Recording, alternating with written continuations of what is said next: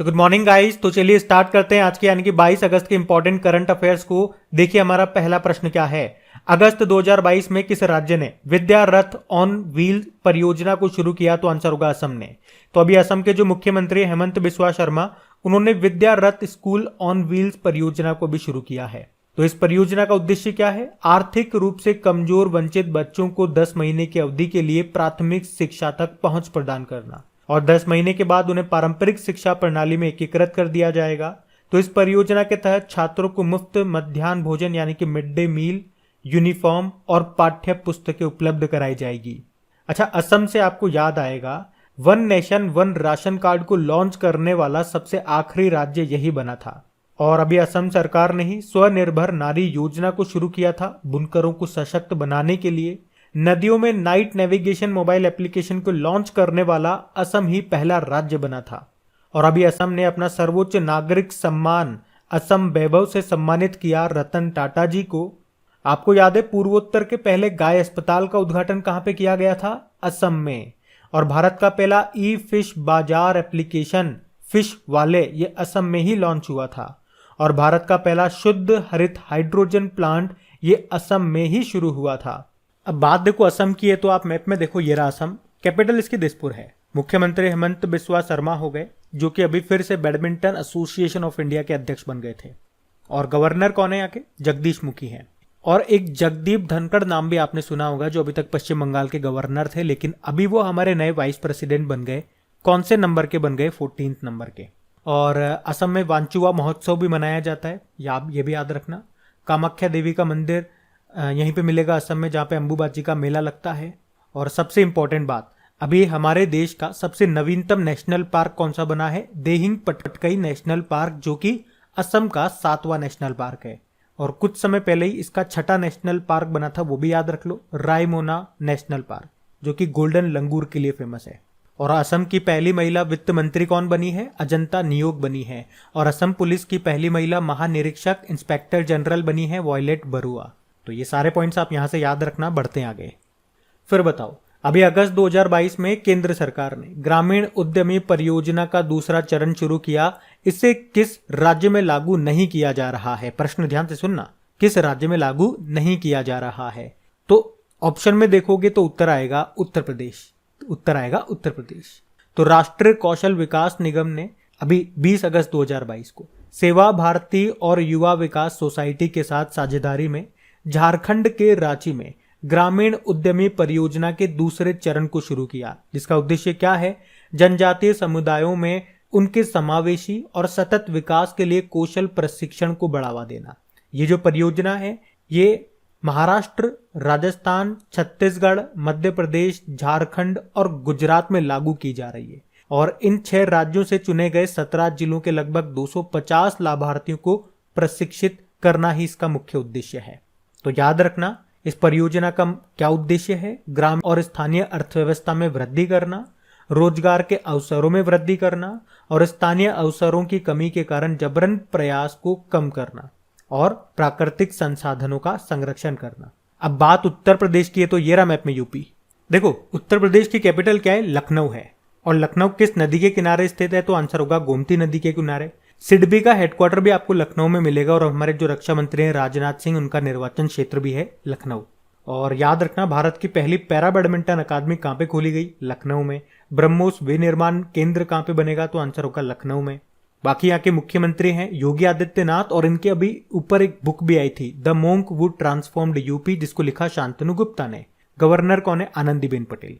और सबसे important point यहां से बनेगा कि उत्तर प्रदेश के वाराणसी को अभी शंघाई कोऑपरेशन ऑर्गेनाइजेशन की पहली कल्चरल टूरिज्म कैपिटल, सांस्कृतिक व पर्यटन कैपिटल बनाया गया 2022-23 के लिए। और आपको याद होगा अभी प्रधानमंत्री जी ने 296 किलोमीटर लंबे बुंदेलखंड एक्सप्रेस वे का उद्घाटन किया था। कहां से? उत्तर प्रदेश के जालौन जिले के केथरी गांव से। और ये एक्सप्रेस वे किसको किससे जोड़ेगा? चित्रकूट जिले के गोंडा गांव को इटावा जिले के कुदरेल गांव से जोड़ेगा। अभी उत्तर प्रदेश सरकार ने राज्य के प्रत्येक परिवार को फैमिली कार्ड जारी करने की भी घोषणा की थी। संभव पोर्टल इन्होंने लॉन्च किया था। और भारत का पहला अमृत सरोवर ये कहां पे बना? उत्तर प्रदेश के रामपुर में। वैक्यूम आधारित सीवर सिस्टम लगाने वाला पहला शहर बना था आगरा। अभी स्कूल चलो अभियान भी यहाँ पे शुरू हुआ था, कहाँ से? श्रावस्ती जिले से। और सब्जियों के उत्पादन में अभी हमने देखा उत्तर प्रदेश टॉप पे आ गया। और अभी जो तीसरे राष्ट्रीय जल पुरस्कारों की घोषणा हुई थी उसमें सर्वश्रेष्ठ राज्यों की श्रेणी में उत्तर प्रदेश टॉप पे था और सर्वश्रेष्ठ जिलों की श्रेणी में उत्तर प्रदेश का मुजफ्फरनगर था। उससे पहले यूनाइटेड नेशन एनवायरनमेंट प्रोग्राम ने एक रिपोर्ट जारी की थी नॉइज पॉल्यूशन के मामले में कौन आगे है, तो टॉप पे तो ढाका है बांग्लादेश की कैपिटल और दूसरे नंबर पे निकला था उत्तर प्रदेश का मुरादाबाद। चलो बताओ, रोपवे सेवाओं को सार्वजनिक रूप से उपयोग करने वाला पहला शहर बना भी कौन सा? वाराणसी। आईपीएल में अभी 2 नई टीमें आई थी, कौन कौन सी? एक तो लखनऊ टीम और एक अहमदाबाद टीम। और उत्तर प्रदेश ने कंपटीशन वाले बच्चों को फ्री में कोचिंग देने के लिए, जो असमर्थ हैं तो उनको फ्री में कोचिंग देने के लिए कौन सी योजना शुरू की थी? अभ्युदय योजना। अभ्युदय योजना। तो ये सारे पॉइंट्स ध्यान रखना, बढ़ते आगे। चलिए फिर बताइए, अभी अगस्त 2022 में ही शहीद भगत सिंह के नाम पे किस अंतरराष्ट्रीय हवाई अड्डे का नाम रखा गया? तो आंसर होगा चंडीगढ़ अंतरराष्ट्रीय हवाई अड्डा। तो याद रखना, अब चंडीगढ़ इंटरनेशनल एयरपोर्ट को शहीद भगत सिंह इंटरनेशनल एयरपोर्ट के नाम से जाना जाएगा। अच्छा, आपको याद होगा अभी अरुणाचल प्रदेश के तीसरे हवाई अड्डे का नाम क्या रखा गया? डोनी पोलो एयरपोर्ट रखा गया। अभी कुछ समय पहले हरियाणा का जो हिसार एयरपोर्ट है उसका नाम महाराजा अग्रसेन हवाई अड्डा रखा गया था। आपको याद होगा अयोध्या हवाई अड्डे का नाम मर्यादा पुरुषोत्तम श्री राम हवाई अड्डा किया गया। छत्रपति शिवाजी इंटरनेशनल एयरपोर्ट, उसके नाम में क्या चेंज लाया गया? बीच में महाराज लगाया था, Chhatrapati Shivaji Maharaj international airport. Agartala airport को महाराजा वीर विक्रम एयरपोर्ट कहते हैं और लखनऊ एयरपोर्ट को चौधरी चरण सिंह एयरपोर्ट। चलो आप मुझे बताओ, गोपीनाथ बारदोलाई एयरपोर्ट ये कहां पर है? ये आपको मिलेगा असम में। वीर सावरकर एयरपोर्ट का मिलेगा अंडमान निकोबार में मिलेगा। और डॉक्टर भीमराव अंबेडकर एयरपोर्ट आपको मिलेगा नागपुर में। लाल बहादुर शास्त्री एयरपोर्ट आपको मिलेगा वाराणसी में। और बिरसा मुंडा एयरपोर्ट ये आपको मिलेगा रांची में। लेकिन आप जानते हो ना, जो भारत का सबसे बड़ा हॉकी स्टेडियम बन रहा है उड़ीसा में, उसका नाम बिरसा मुंडा के नाम पे रखा गया, जो कि भारत का सबसे बड़ा हॉकी स्टेडियम है। लेकिन उनके नाम पे एयरपोर्ट आपको मिलेगा रांची में। और जयप्रकाश नारायण इंटरनेशनल एयरपोर्ट पूछेंगे तो वो आपको मिलेगा पटना में। तो इस तरह से कुछ इंपॉर्टेंट एयरपोर्ट्स हैं, वो आपको याद होने चाहिए। और मैंने आपको परसों भी बताया था कि static GK, topic wise static GK पे क्विज आपकी हम लोगों ने स्टार्ट किए। तो एयरपोर्ट पे ऑलरेडी वहाँ पे क्विज बनी हुई है, तो वहाँ जाकर के उनको लगाना। क्वेश्चन आपको देखने को मिलेंगे, कुछ हो सकता है आपने पहले पढ़ रखे हो, कुछ पहली बार पढ़ोगे। तो पहली बार क्विज लगाओगे तो पहली बार सामना होगा ऐसे क्वेश्चन से। 2-4 बार लगाओगे फिर वो पुराने हो जाएंगे, फिर उनके आप हैबिचुअल हो जाओगे, वो आपको याद होने लगेंगे। स्टैटिक को याद करने का यही तरीका है। रटते रहोगे तो कितना रटते रहोगे? तो सबसे सरल तरीका स्टैटिक को याद रखने का यही है कि उस चीज को आप बार बार पढ़ते रहो। आपको याद नहीं करना, रटो मत लेकर के उसे, बस उसे बार बार पढ़ते रहो, बार बार रिपीट करते रहो। वो चीज आपके माइंड में कहीं ना कहीं सेट हो जाएगी और उस तरह का प्रश्न या उससे रिलेटेड प्रश्न आपके एग्जाम में पूछा जाएगा तो अपने आप आंसर कर पाओगे, क्योंकि वहां पे आपके पास 4 ऑप्शन होंगे। क्रैक एग्जाम एप्लीकेशन का लिंक आपको नीचे डिस्क्रिप्शन बॉक्स में मिलेगा, वहीं पे सारी क्विज आपको मिलेंगी। बाकी और भी जैसे कि आप लोगों ने बताए सारे मैंने नोट कर लिए टॉपिक, और जो कॉमन टॉपिक्स थे सबसे पहले हम उनको कवर करना स्टार्ट करेंगे। और अगर सेशन अच्छा लगे तो प्लीज इसे लाइक करके शेयर जरूर कीजिएगा। अभी बढ़ते हैं आगे। चलिए बताइए, अगस्त 2022 में किसानों को बीज वितरित करने के लिए ब्लॉकचेन प्रणाली का उपयोग करने वाला पहला राज्य कौन सा बन गया? तो आंसर होगा झारखंड। तो अभी झारखंड सरकार ने टेक कंपनी सेटलमेंट के सहयोग से ब्लॉकचेन सिस्टम के आधार पर किसानों को बीज वितरित करना शुरू कर दिया है। इसके साथ ही झारखंड कृषि क्षेत्र में ब्लॉकचेन प्रणाली, ब्लॉकचेन सिस्टम को लागू करने वाला ये देश का पहला राज्य बन गया है। ये याद रखना। उद्देश्य क्या है ऐसा करने का? पारदर्शी तरीके से बीजों और अन्य योजनाओं के वितरण को सक्षम बनाना, मतलब ट्रांसपेरेंसी लाना। चलो 2 प्रश्न मैं आपसे इसी से संबंधित पूछने वाला हूं, ध्यान से सुनना। अभी कुछ समय पहले प्रधानमंत्री जी ने ही किस आईआईटी में ब्लॉकचेन आधारित डिजिटल डिग्री को लॉन्च किया था? तो आंसर होगा आईआईटी कानपुर में। लेकिन अगर आपसे पूछा जाए कि अभी ब्लॉकचेन टेक्नोलॉजी का उपयोग करके प्रमाण पत्र को जारी करने वाला पहला राज्य कौन सा बना था? तो आंसर होगा महाराष्ट्र। चलो बताओ, ड्रोन नीति को मंजूरी देने वाला पहला राज्य कौन सा बना? हिमाचल प्रदेश। अगर आपसे पूछे वर्चुअल कोर्ट के जरिए अदालतों में सुनवाई करने वाला पहला राज्य कौन सा बना था? तो आंसर होगा उत्तर प्रदेश। अगर आपसे पूछे कि सभी को मुफ्त में स्वास्थ्य बीमा प्रदान करने वाला पहला राज्य कौन सा बना था, तो बना था राजस्थान, और उस योजना का नाम क्या है? चिरंजीवी योजना। लेकिन याद रखना, इसमें अब बीमा राशि को 5 लाख रुपए से बढ़ा के 10 लाख रुपए कर दिया है। और बताओ, इथेनॉल नीति को रखने वाला पहला राज्य कौन सा है? बिहार। ई कैबिनेट प्रणाली को लागू करने वाला पहला राज्य कौन सा है? हिमाचल प्रदेश। और अभी सेमीकंडक्टर नीति शुरू करने वाला पहला राज्य कौन सा बना था? गुजरात। अच्छा बताओ, किस राज्य का है जामताड़ा जिला, जो हर गांव में पुस्तकालय वाला देश का पहला जिला बन गया? ये आप लोगों के लिए होमवर्क प्रश्न रहेगा। बाकी देखो, बात तो झारखंड की है, तो चलो मैप में देख भी लो एक बार झारखंड। ये रहा, देखो झारखंड की कैपिटल रांची हो गई, मुख्यमंत्री है हेमंत सोरेन, और गवर्नर कौन है? रमेश बैस। अच्छा, यहां से एक पॉइंट और याद रखना, अभी प्रधानमंत्री जी ने झारखंड में देवघर हवाई अड्डे का भी उद्घाटन किया था। और WHO वर्ल्ड हेल्थ ऑर्गेनाइजेशन ने तंबाकू नियंत्रण के लिए अभी किस राज्य को पुरस्कृत किया था? तो आंसर होगा झारखंड को ही। और झारखंड के रांची से एक योजना शुरू हुई थी, बड़ी इंपॉर्टेंट योजना है और कई बार हमने पढ़ी है, आयुष्मान भारत योजना। ये रांची से शुरू हुई थी, कब? 23 सितंबर 2018 को। तो ये सारे पॉइंट्स आप याद रखना, बढ़ते आगे। चलो बताओ, अभी हाल ही में विश्व वरिष्ठ नागरिक दिवस कब मनाया गया? तो आंसर होगा 21 अगस्त को। तो हर साल 21 अगस्त को वर्ल्ड सीनियर सिटीजन डे के रूप में मनाया जाता है। ये दिन वृद्ध लोगों को प्रभावित करने वाले मुद्दों के बारे में जागरूकता बढ़ाने के लिए मनाया जाता है। अच्छा, बुजुर्गों से रिलेटेड 2 डे आपको और याद दिलाऊंगा। एक तो होता है अंतर्राष्ट्रीय वृद्ध दिवस, international day of older person, जो हम 1 अक्टूबर को मनाते हैं। एक होता है विश्व बुजुर्ग दुर्व्यवहार दिवस, world Elder abuse awareness day, वो हमने 15 जून को मनाया। अच्छा, अगर आपसे एग्जाम में पूछा जाए कि अभी किस बैंक ने वरिष्ठ नागरिकों के लिए एक नया फीचर लॉन्च किया था जिसका नाम है बॉब वर्ल्ड गोल्ड, तो आंसर होगा बैंक ऑफ बड़ौदा ने। और सामाजिक न्याय व अधिकारिता मंत्रालय, social justice and empowerment ministry ने अभी वरिष्ठ नागरिकों की सहायता के लिए एक पोर्टल शुरू किया था। बता सकते हो आप में से कौन सा पोर्टल शुरू किया था? तो आंसर होगा सेज। और सेज का मतलब क्या हो गया? Senior care ageing growth engine. एक बार रिवाइज कर लेते हैं अगस्त के सारे इंपॉर्टेंट डेज को। 1 अगस्त को 3 डे मनाए थे, वर्ल्ड लंग कैंसर डे, मुस्लिम महिला अधिकार दिवस और वर्ल्ड वाइड वेब डे। 6 अगस्त को हिरोशिमा डे मनाया था और 9 अगस्त को नागासाकी डे। 7 अगस्त को राष्ट्रीय हथकरघा दिवस, नेशनल हैंडलूम डे, और 7 अगस्त को राष्ट्रीय भाला फेंक दिवस। 8 अगस्त को आसियान डे, 9 अगस्त को विश्व आदिवासी दिवस, 10 अगस्त को विश्व जैव ईंधन वर्ल्ड बायोफ्यूल डे, और 10 अगस्त को वर्ल्ड लायन डे। 12 अगस्त को एक तो इंटरनेशनल यूथ डे, एक वर्ल्ड एलिफेंट डे और विश्व संस्कृत दिवस मनाया। 13 अगस्त को विश्व अंगदान दिवस, ऑर्गन डोनेशन डे, और अभी 19 अगस्त को एक तो विश्व मानवता दिवस, वर्ल्ड ह्यूमैनिटेरियन डे और वर्ल्ड फोटोग्राफी डे, और अभी 20 अगस्त को हमने सद्भावना दिवस, वर्ल्ड मॉस्किटो डे और रिन्यूएबल एनर्जी अक्षय ऊर्जा दिवस मनाया था। तो अगस्त के ये सारे डेज हैं, इनको ध्यान में रखना, बढ़ते आगे। चलो फिर बताओ, अभी किस राज्य सरकार ने ग्रामीण आजीविका पार्क स्थापित करने की घोषणा की? तो आंसर होगा छत्तीसगढ़ ने। तो अभी छत्तीसगढ़ सरकार ने राज्य में ग्रामीण औद्योगिक पार्क स्थापित करने की घोषणा की है, जिसका उद्देश्य क्या है? ग्रामीण अर्थव्यवस्था को मजबूत करना और गोथान को आजीविका का केंद्र बनाना। तो इस कार्यक्रम के तहत पहले साल में 300 ग्रामीण औद्योगिक पार्क बनाए जाएंगे, और छत्तीसगढ़ में पहला ऐसा पार्क कांकेर जिले में बना है जिसका नाम गांधी ग्राम रखा गया है। बात वैसे छत्तीसगढ़ की है, तो आप तो मैप में देखो जी, ये रहा छत्तीसगढ़। देखो, छत्तीसगढ़ की कैपिटल रायपुर है, मुख्यमंत्री हैं भूपेश बघेल और गवर्नर कौन है? अनुसुईया उइके।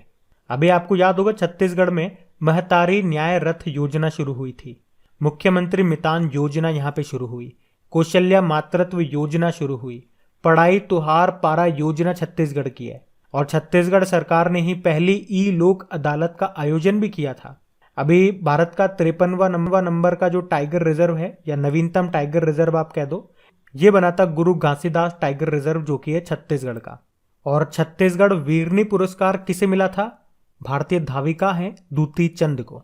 और एक लेमरू हाथी अभ्यारण्य भी याद रखना, ये आपको छत्तीसगढ़ के कोरबा में मिलेगा। और एक पंडवानी नृत्य काफी फेमस है यहाँ का, और इसकी पहली महिला कलाकार के बारे में एग्जाम में पूछा जाता है, जिनका नाम है तीजन बाई। हरेली त्योहार ये भी है छत्तीसगढ़ का, और आप जानते हो हरेला उत्सव कहाँ का है? तो उत्तराखंड का है। याद रखना ये सब बातें, बढ़ते आगे।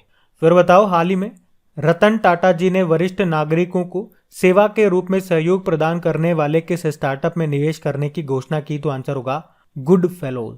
तो अभी रतन टाटा जी ने वरिष्ठ नागरिकों को सेवा के रूप में सहयोग प्रदान करने वाले स्टार्टअप गुड फेलोज में निवेश करने की घोषणा की है। उद्देश्य क्या है? युवाओं और शिक्षित स्नातकों को सार्थक सहयोग के लिए जोड़कर बुजुर्गों की मदद करना। इस स्टार्टअप की स्थापना शांतनु नायडू ने की है। अच्छा, एक प्रश्न मैं आपसे पूछूं, अभी करंट अफेयर्स का प्रश्न है कि अभी किस बैंक ने स्टार्टअप्स के लिए समर्पित पहली ब्रांच बेंगलुरु में खोली थी? तो आंसर होगा स्टेट बैंक ऑफ इंडिया ने। आपको याद होगा गूगल ने छोटे शहरों में 10,000 स्टार्टअप्स की मदद करने के लिए स्टार्टअप स्कूल इंडिया पहल शुरू की थी और जुलाई में स्टार्टअप रैंकिंग 2021 आई थी, उसमें टॉप पे रहा था गुजरात और कर्नाटक। और इसी तरह से अभी 2-4 महीने पहले की बात है, ग्लोबल स्टार्टअप इकोसिस्टम रैंकिंग आई थी, उसमें केरल टॉप पे था और पूरे विश्व में केरल 20वें स्थान पे था। चलो बताओ, नेशनल स्टार्टअप डे ये हम कब मनाते हैं? ये हम मनाते हैं 16 जनवरी को। नया डे है, याद रखना। और भारत का 100वां स्टार्टअप कौन सा बना था? नियो बैंक ओपन बना था, ये भी याद रखना। बढ़ते आगे। चलो आप बताओ, सुल्तान अजलान शाह कप का संबंध किस खेल से है? तो आंसर होगा हॉकी से। तो सुल्तान अजलान शाह कप अंतरराष्ट्रीय पुरुष हॉकी इंटरनेशनल टूर्नामेंट है ये। तो अब ये 2 साल के बाद अभी नवंबर 2022 में होगा। कहाँ पे होता है? मलेशिया में। मलेशिया के इपोह में होगा। एक्चुअली में कोविड-19 के कारण पिछले 2 साल से इसका आयोजन नहीं किया जा रहा था। आखिरी बार ये 2019 में हुआ था, जब दक्षिण कोरिया ने भारत को हरा करके ये खिताब जीत लिया था। ये हर साल मलेशिया में ही होता है वैसे तो, याद रखना। ये पुरुषों का हॉकी टूर्नामेंट है। अच्छा, हॉकी के कुछ संबंधित कप और ट्रॉफीज हैं, मैं आपको बता रहा हूं क्योंकि इस तरह के प्रश्न स्टैटिक में बन के आ जाते हैं। जैसे कि ये तो हो गया सुल्तान अजलान शाह कप, ये तो याद रखना है।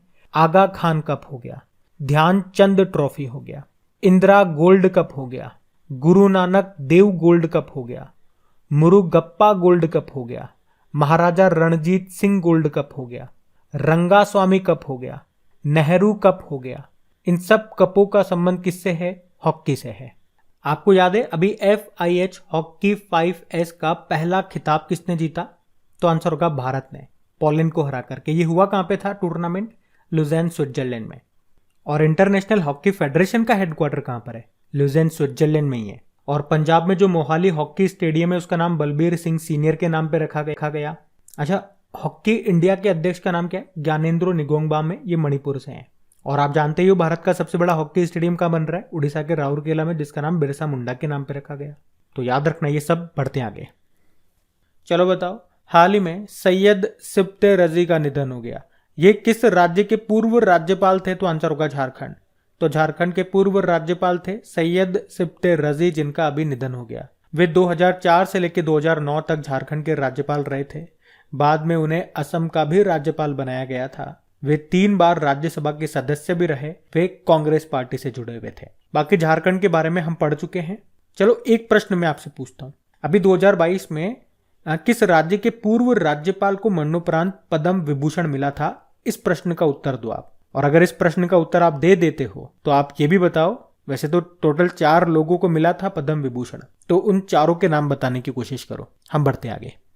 चलो बताओ, हाल ही में किस भारतीय खिलाड़ी ने चांग वोंग 2022 निशानेबाजी विश्व कप में गोल्ड मेडल जीता? तो आंसर होगा राहुल जाखड़ ने। तो पैरालंपियन है ये राहुल जाखड़। ये एक इंडियन पिस्टल शूटर है और इन्होंने अभी world shooting para sports world cup 2022 में गोल्ड मेडल जीता है। इनके अलावा अवनी लखेरा ने सिल्वर जीता। ये वही अवनी लखेरा है जो राजस्थान की शूटर हैं, टोक्यो पैरालंपिक में गोल्ड जीता था इन्होंने। उनके अलावा पूजा अग्रवाल ने ब्रोंज जीता है। तो ये जो वर्ल्ड कप है ये चांग वॉन साउथ कोरिया में आयोजित किया जा रहा है। अभी ये 18 अगस्त को शुरू हुआ था, 24 अगस्त तक ये चलेगा। इसमें भारत के 14 खिलाड़ियों ने हिस्सा लिया। इससे पिछले वाला जो विश्व कप हुआ था म्यूनिक जर्मनी में, उसमें भारत ने 10 मेडल जीते थे और भारत मेडल लिस्ट में टॉप पे रहा था। अब देखते हैं इस बार क्या पोजीशन रहती है। और अभी हम बात करेंगे कल के वीडियो में पूछे गए प्रश्न के उत्तर की। तो कल के वीडियो में आपसे क्या प्रश्न पूछा था कि देश का पहला कार्यात्मक रूप से साक्षर जिला कौन सा बन गया है? तो आंसर होगा मंडला। आप सभी ने प्रश्न का बिल्कुल सही उत्तर दिया। आप में से जो इस वीडियो को फर्स्ट टाइम देख रहे हैं उन्हें बता दूं, इन सभी क्वेश्चंस का क्विज बना करके अपलोड कर दिया गया आपके क्रेक एग्जाम एप्लीकेशन पे, ताकि अच्छे से आप इनकी प्रैक्टिस कर सकें, ये आपको याद हो जाए। पीडीएफ भी आपको मिल जाएगी वहीं पे। क्रेक एग्जाम एप्लीकेशन का लिंक नीचे डिस्क्रिप्शन में है। और एक बार मुझे जरूर बताना कि आप में से कौन इस वीडियो को फर्स्ट टाइम देख रहे हैं और आपको ये वीडियो कैसा लगा। अच्छा लगा तो प्लीज लाइक करके शेयर जरूर कीजिएगा। अब ये रहा आज का आपका होमवर्क प्रश्न।